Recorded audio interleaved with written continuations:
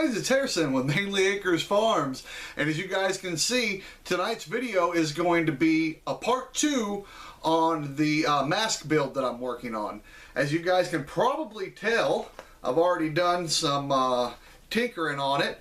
I went ahead and finished the lower half of the mask, so this is going to be the finished result for, like I said, from this part down, and we still have to work on the upper part here.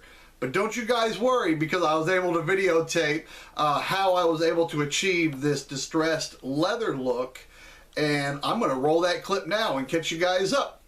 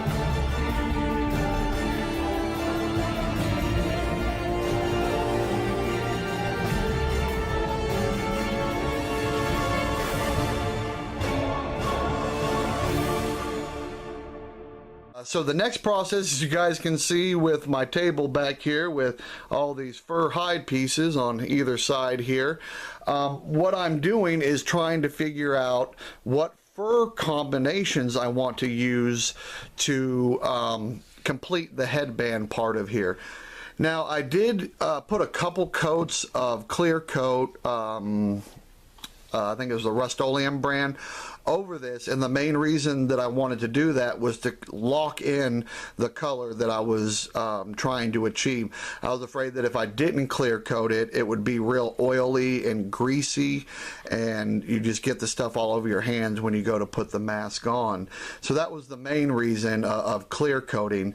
Now on the last coat of clear coat, while it was still tacky, I took my little handy dandy brush here and kind of scruff things up on the mask the best that I could, and the reason why I did that was to try to take out some of the glossiness of the mask. You guys can see there's still a bit of glossy parts like in here, and if I kind of rotate the mask you can see how it's still a bit glossy, but I think I can live with that, and it won't be too bad.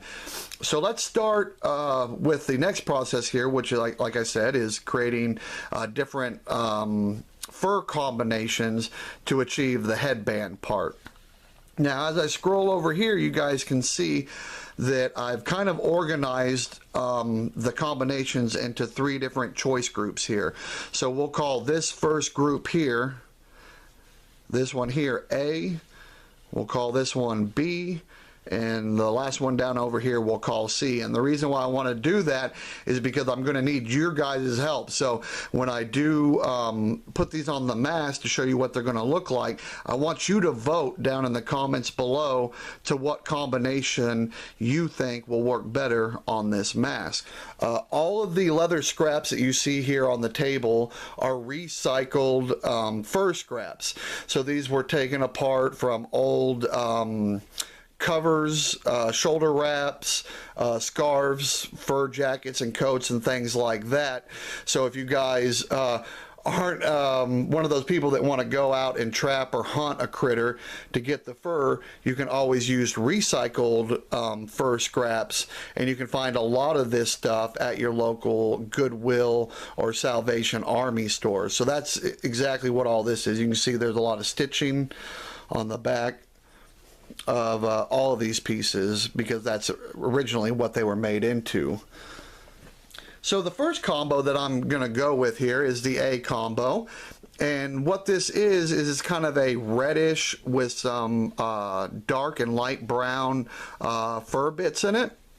And this stuff here is wicked shaggy, and that's kind of the theme that I was going with. All these three options here is starting off with the real shaggy stuff kind of as the start of the headband right here, and then take the other pieces, which are typically not as shaggy as that, and then putting them in the background or on the top of the mask and kind of sewing those together. So there is option A, and the reason why I liked option A is because it kind of has that reddish kind of look to it, and I thought, well, hey, if I was going with a Viking kind of feel to it, I thought that that would be really good, because when I think of Viking, I think of like Leif Erikson and you know, Vikings like that you know, obviously had the red hair, and I thought that that would kind of be a nice touch to add to the mask.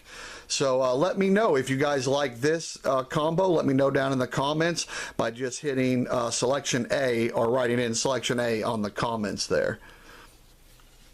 So let's move on to selection B. Selection B, once again, we're going to start off with some really gnarly and furry stuff to start the headband there. Alrighty. Now, I really like this one too, because it kind of reminds me of the winter colors that you would see on like a lot of fur hats and stuff like that, by having kind of the darker, furrier stuff up front with the little black highlighted tips here, going against a lighter kind of a white fur for the upper part. And I thought that that really looked good, especially during like a wintertime thing. So if you had some festivals you were going to during the winter, this I think would look really good. Alrighty, so this is kind of the reverse contrast of the last example that you saw. So instead of the light fur being on the upper part, we have it right here kind of in the front of the bangs. Like I said, I'm kind of on the fence with this one. There's something about it that I think that I can make work out with the combination. But like I said, this is probably my least favorite one out of all three of them. So please, like I said, guys, let me know down in the comments below, A, B, or C. Alrighty, folks, so that's all the fur combinations that I've came up with.